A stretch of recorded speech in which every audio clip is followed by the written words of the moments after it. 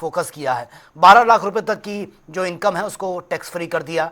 वहीं दूसरी तरफ बजट पर कई मंत्रियों ने अपना स्टेटमेंट भी दिया है, एक बार देख लेते हैं।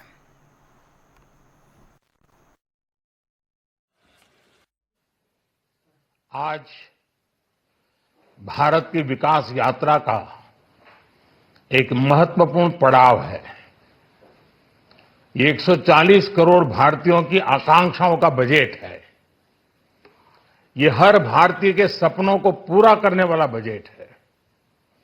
हमने कई सेक्टर्स युवाओं के लिए खोल दिए हैं। सामान्य नागरिक विकसित भारत के मिशन को ड्राइव करने वाला है। ये बजट एक फोर्स मल्टीप्लायर है। ये बजट सेविंग्स को बढ़ाएगा, इन्वेस्टमेंट को बढ़ाएगा,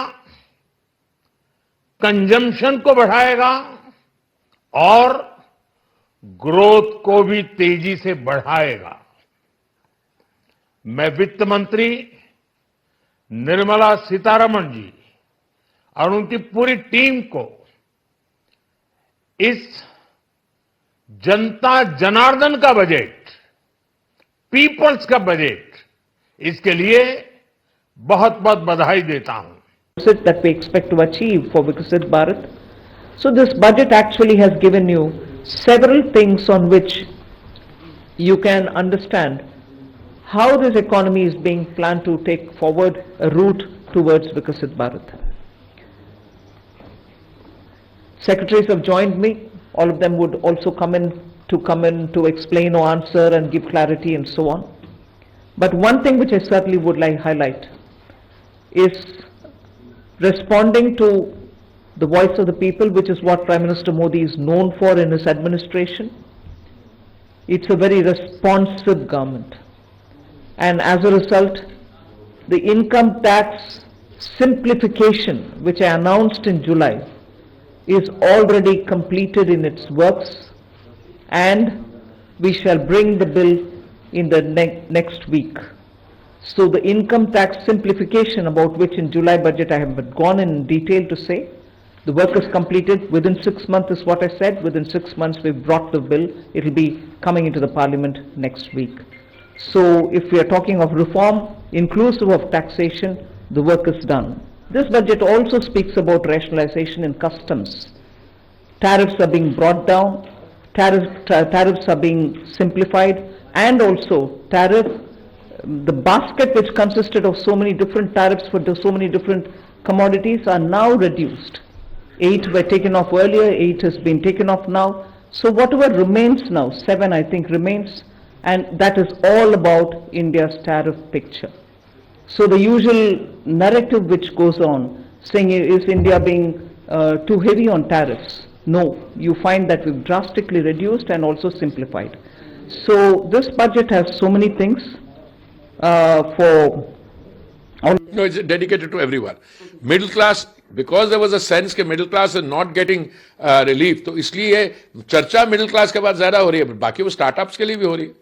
अगर आप 10,000 करोड़ या 20,000 करोड़ एक प्रोग्राम में डालते हैं, उसको बढ़ाने के लिए आप सेंटर्स ऑफ एक्सीलेंस एआई के लिए करना चाहते हो, आप कैंसर के जो ड्रग्स हैं उसमें से कई ड्रग्स को आप बेसिक कस्टम ड्यूटी से एग्जाम, तो आप बजट को पढ़िए और जब ये सोक इन होगा 1-2 दिन में तो ये लगेगा this is a budget for the country, it's a budget for development and development to take us to the विकसित भारत ऑब्जेक्टिव।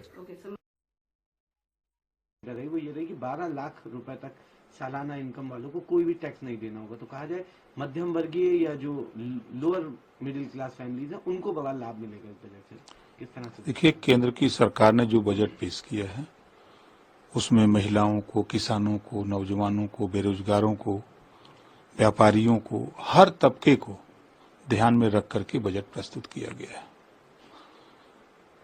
इस बजट से प्रदेश में और देश में खुशहाली आएगी, लोगों को रोजगार मिलेगा, शिक्षा का भी प्रचार प्रसार होगा। जैसा आपने देखा कि मेडिकल कॉलेजों में सीट बढ़ाई गई, नए मेडिकल कॉलेज खोलने की बात की गई बजट में है। तो इस तरह जो किसान क्रेडिट कार्ड 3 लाख से बढ़ा के 5 लाख किया गया। तो जो भी बजट है वह प्रदेश के और देश के चौमुखी विकास के लिए बना है और इस बजट से आम आदमी बहुत खुश है।